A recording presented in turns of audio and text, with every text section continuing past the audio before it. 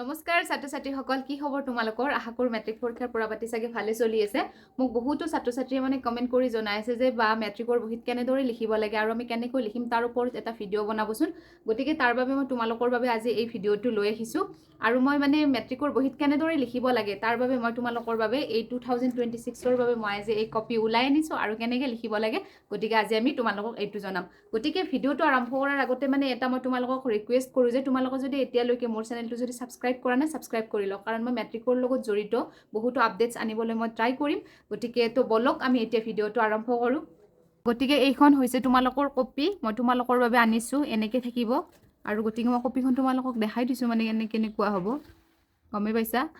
তাৰপিছত আৰু এনেকৈ পেজ থাকিব আৰু এনেকৈ বহুত পেজ থাকিব। মই তোমালোকৰ মানে দুটা কপি ওলাই আনিছোঁ আৰু দুখন পেজ জাষ্ট দেখাবহে লাগে বস্তুটো। গতিকে ফাৰ্ষ্ট ইয়াতে থাকিব আমাৰ ৰোল নাম্বাৰ, ঠিক আছে, ৰোল আৰু ইয়াতে নাম্বাৰ। গতিকে এই দুটা কিন্তু বেলেগ বেলেগ, ৰোলৰ ঠাইত ৰোল লিখিবা আৰু নাম্বাৰৰ ঠাইত এই নাম্বাৰটো লিখিবা। গতিকে এডমিটখন তোমালোকে অকণমান ভালদৰে মনোযোগেৰে চাবা দেই। গতিকে মানে কি বহুত ল'ৰা ছোৱালী মানে ৰোল নাম্বাৰটোৱে লিখিব নাজানে, গতিকে সেইটো মষ্ট ইম্পৰ্টেণ্ট মানে গুৰুত্ব দিবা আৰু এডমিটৰ পৰা ভালদৰে চাই চিতি মনোযোগেৰে ৰোল নাম্বাৰটো লিখিবা। তাৰপিছত যি ছাবজেক্ট থাকে সেই ছাবজেক্টটোৰ নাম লিখিবা। আৰু গ্ৰুপটো কিছুমানৰ থাকে আৰু কিছুমানৰ নাথাকে, যদি আছে লিখিবা, যদি নাই নিলিখিবা।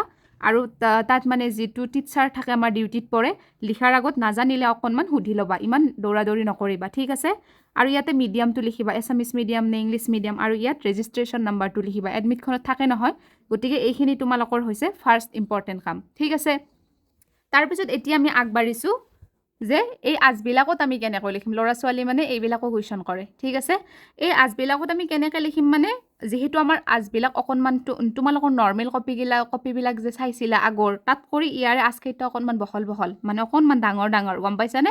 গতিকে ইয়াতে তোমালোকে বোলে এটা লাইনত মানে এনেকৈ লিখিলোঁ, তাৰপিছত এইটো লাইন এৰিলোঁ, আকৌ এইটো লাইনত লিখিলোঁ, তেনেকুৱা নকৰিবা, কাৰণ ইয়াতে আমাক আচবিলাক অকণমান ডাঙৰ ডাঙৰকৈ দিছে। গতিকে তোমালোকে মাজত এনেকুৱাকৈ আচ এৰি যাব নালাগে, প্ৰত্যেকটো লাইনতে লিখি যাবা। ধৰা হ'ল মানে আৰু পেপাৰবিলাকততো গম পাইছা ছেকশ্যন এ, ছেকশ্যন বি, ছেকশ্যন চি এনেকৈ থাকে ন। গতিকে তোমালোকে ধৰা হ'ল মই মানে কি কৰিলোঁ, যিকোনো ধৰ মই ছেকশ্যন এ লিখিলোঁ, ঠিক আছে। মই ইয়াতে লিখি দিলোঁ ছেকশ্যন এ, তাৰমানে মই ছেকশ্যন এৰ এনচাৰ কৰিম, ঠিক আছে। তাৰপিছত মই ইয়াৰে পিছত ছেকশ্যন এৰ এনচাৰ লিখাৰ পিছত মই এতিয়া কি কৰিম, ধৰ মই কুৱেশ্যন নাম্বাৰ এনেকৈ দিবা আৰু লিখি কেনে কুৱেশ্যন নাম্বাৰ মই কিমানৰ এনচাৰ কৰিম, 1ৰ এনচাৰ কৰিম, ঠিক আছে। কুৱেশ্যন নাম্বাৰ 1 এনেকৈ লিখি দিলোঁ মই এনচাৰ, ঠিক আছে। তাৰপিছত এনেকৈ তোমালোকে এনচাৰটো লিখি গ'লা। গতিকে তোমালোকে মানে মই যিহৰ লিখোঁ আৰু ছেকশ্যন এ লিখলি এ, ছেকশ্যন বি লিখলি বি, মানে যিহৰ লিখা। ধৰ মই লিখিলোঁ যে ছেকশ্যন এৰ কুৱেশ্যন নাম্বাৰ 1ৰ এনচাৰ, ঠিক আছে। মই যিকোনো এটা এনচাৰ লিখি দিছোঁ আৰু এইটো বুলি নহয়, জাষ্ট ফৰ এক্সাম্পলৰ কাৰণে, যে Lencho' hope for a good rain as it was much needed for a good harvest. So' তাৰপিছত বা the rain changed into hail storm, the crops in Lencho's fields were destroyed due to large hail storms, ঠিক আছে।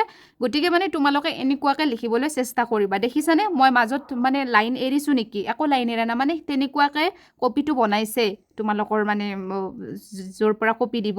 গতিকে মাজত তোমালোকে line নেৰিবা। চবেই সোধে যে লাইন এৰিব লাগিব নেকি, এৰিব নালাগে নেকি, কাৰণ আজকেইটা বহল বহল আছে যিহেতু, দেখিছানে মাজত মই কি ধুনীয়াকৈ লিখিছোঁ। আৰু তোমালোকে একদমেই কটাকটি নকৰিবা, কটাকটি হ'ব পাৰে মানুহৰ যিহেতু ভুল হয়, তেতিয়া মানে পেঞ্চিলেৰে বা কলমেৰে এনেই জাষ্ট মানে নৰ্মেলি এটা লাহেকৈ আঁচ দিবা, যাতে বস্তুটো কাটাও যায় আৰু লেতেৰাও নেদেখি। গতিকে চাফ চিকুণ, নিট এণ্ড ক্লিন খুবেই ইম্পৰ্টেণ্ট, ঠিক আছে। গতিকে এই ইংলিছত তোমালোকে তেনেকুৱাকৈ লিখিবা। আৰু প্ৰথম মানে এটা ষ্টেপ মনত ৰাখিবা, তোমালোকে যিকেইটা পাৰা সেইকেইটা লিখিব চেষ্টা কৰিবা, ঠিক আছে। কিছুমানে কি কৰে, নোৱাৰা এনচাৰটোৰ বাবে মাজত জেগা এৰি থৈ যায়, তাৰপিছত কি হয় লাষ্টত সেইটোও লিখিব নোৱাৰে, জেগাখিনি এনে থাকি যায়। লিখিব পাৰিলেতো ভালে কথা, জেগাখিনি ফিল আপ হ'ল, কিন্তু যদি লিখিব নোৱাৰা জেগাখিনি এনে এৰি যায়, তেতিয়া মানে অকণমান কপিখন মানে ফিল আপ নহয় ন।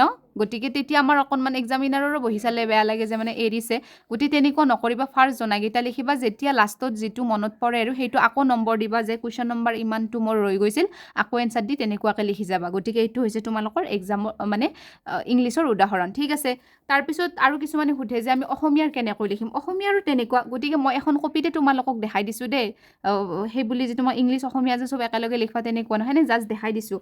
ধৰ মই কি বুলি কয়, এটা অসমীয়াৰ মই প্ৰশ্নৰ উত্তৰ লিখিলোঁ, গ'লোঁ, ধৰ মই লিখিছোঁ যে প্ৰশ্ন নং, ঠিক আছে, প্ৰশ্ন নং 2ৰ ক, এনেকৈ লিখিলোঁ আৰু তাৰমানে প্ৰশ্ন নং 2ৰ কৰ উত্তৰটো লিখিম মই, এনেকৈ দি কেনে ক উত্তৰ এনেকৈ দিলোঁ মই। দি কেনে এনেকৈ তাৰপিছত মই যদি অসমীয়াৰ লিখোঁ অসমীয়াৰ কি লিখিব লাগিব আমি প্ৰশ্ন নং 2ৰ ক উত্তৰ এনেকৈ দি কি ধুনীয়াকৈ এনেকৈ লিখিছা আৰু যি লিখা শ্ৰীকৃষ্ণৰ বিষয়ে লিখা বা তোমালোকৰ অসমীয়াৰ যি চেপ্টাৰ আছে আৰু এনেকৈ ধুনীয়াকৈ মই ইংলিছত যেনেকৈ দেখাই দিছোঁ গেপ নেৰাকৈ গোটেইকেইটা আছে এনেকৈ ফিল আপ কৰি লিখি যোৱা ঠিক আছে এইটো হৈছে তোমালোকৰ অসমীয়া লিখাৰ নিয়ম আৰু তাৰপিছত যদি মেথছৰো মানে কি মেথছৰ তোমালোকৰ এনেকুৱা আস্তনা বহি নহয় প্লেন বহি হ'ব ঠিক আছে উকা বহি হ'ব গতিকে মেথছতো তোমালোকে এনেকুৱাকৈ নম্বৰ দিবা আৰু লিখি যাবা আৰু মেথছতটো প্লেন হ'বই গম পাইছানে গতিকে সেইটো তোমালোকে অকণমান লক্ষ্য ৰাখিবা তাৰপিছত তোমালোকক মই আৰু এটা কথা কওঁ যে ইয়াৰ পিছতে এইফালে যে উকা থাকে এইফালে কিন্তু নিলিখিবা ঠিক আছে এই আস্তনাবিলাকতে লিখিবা অ'কে এই আস্তানা মানে এনেকৈ পেজ উলিয়াই দিলে এনেকৈ উকা দেখি সেইখনত নিলিখিবা আকৌ এই আস্তনাখনত লিখিবা ঠিক আছে তাৰপিছত ধৰা হ'ল তোমালোকে পাৰ্থক্য লিখিব লাগিল পাৰ্থক্য লিখিলে কি কৰিবা ধৰ মই এনেকৈ দিলোঁ আৰু যিকোনো ধৰ 3 প্ৰশ্ন মই ইয়াতে লিখিলোঁ যে কি প্ৰশ্ন নং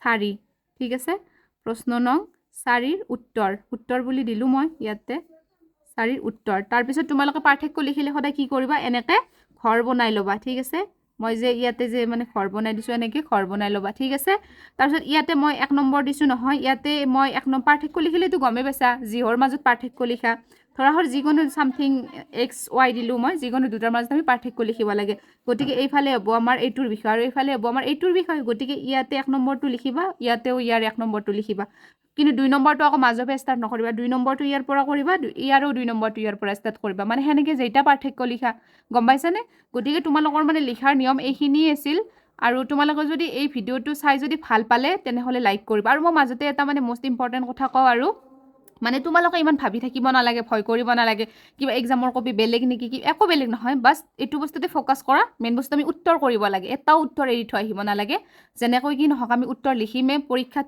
বহীত পুৰা 100 ফিল আপ কৰিমে বা 90 ফিল আপ কৰিমে তেনেকুৱাকৈ মেইন বস্তু সেইটোত ফ'কাছ কৰা বহীত কি আৰু প্ৰশ্ন নং দিলি উত্তৰ লিখি দিলে মাৰ্কছ এনেও দিব চাফ চিকুণকৈ লিখিলে গতিকে তোমালোকে সেইটোত ফ'কাছ কৰা আৰু তোমালোকে যদি এতিয়ালৈকে মোৰ ইউটিউব চেনেলত দিয়া ভিডিঅ'বিলাক যদি এতিয়ালৈকে চোৱা নাই মানে MCQ এনচাৰ কেনেকৈ লিখিব লাগে লং কুৱেশ্যনৰ এনচাৰ কেনেকৈ লিখিব লাগে জল্দি যোৱা আৰু চোৱা গতিকে তোমালোকে এক্সাম ভাল হোৱাৰ এটা মানে খুব চান্স পাইছা গতিকে সেইটো চান্স আৰু হাতৰ মুঠিৰ পৰা কেতিয়া যাবলৈ নিদিবা গতিকে এক্সাম বহীত কেনেদৰে লিখিব লাগে ভিডিঅ'টো আজিলৈকে ইমানখিনি আছিল তোমালোকে যদি চাই ভাল পালে তেনেহ'লে এটা লাইক কৰিব আৰু কমেণ্ট কৰিব থেংক ইউ